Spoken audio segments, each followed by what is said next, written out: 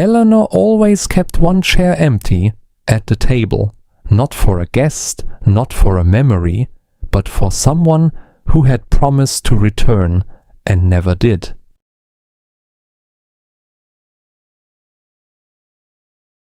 Eleanor had a quiet way of making a house feel warm.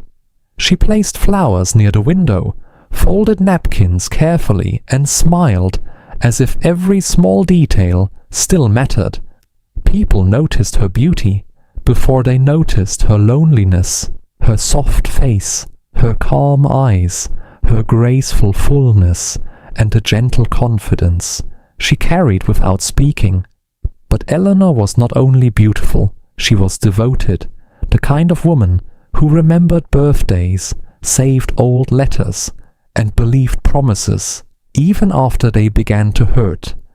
At her dining table, there was always one empty chair. No one asked about it. Maybe they thought it was ordinary. But Eleanor knew that chair held the weight of every night. She waited for someone who kept choosing distance over her heart. For a long time, Eleanor called it patience. She told herself love needed time, love needed understanding, love needed forgiveness, even when forgiveness was the only thing being offered. So she waited, through quiet dinners, through unanswered calls, through birthdays, where the candles burned lower than her hope. And still she kept the chair empty, because letting go felt too much like admitting she had been left behind. But one evening, Eleanor sat at the table alone with 2 cups of tea and only one heart still trying. The room was silent, the chair was empty, and suddenly she understood. Waiting was not proof of love if it was slowly teaching her to forget herself.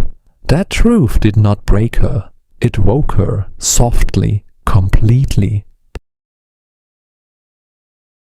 The next morning, Eleanor changed the table. She moved the empty chair away, not with anger, not with revenge, but with a quiet breath that felt like freedom.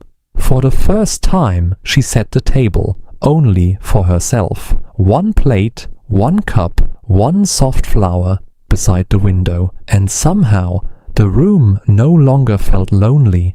It felt honest. Eleanor still believed in love, but now she understood that love should arrive with presence, not excuses, not silence, not a chair. That stays empty for too long. Her beauty changed after that.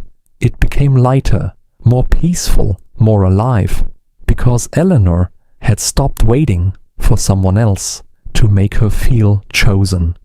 She chose herself in the quietest way, and that was why she became unforgettable.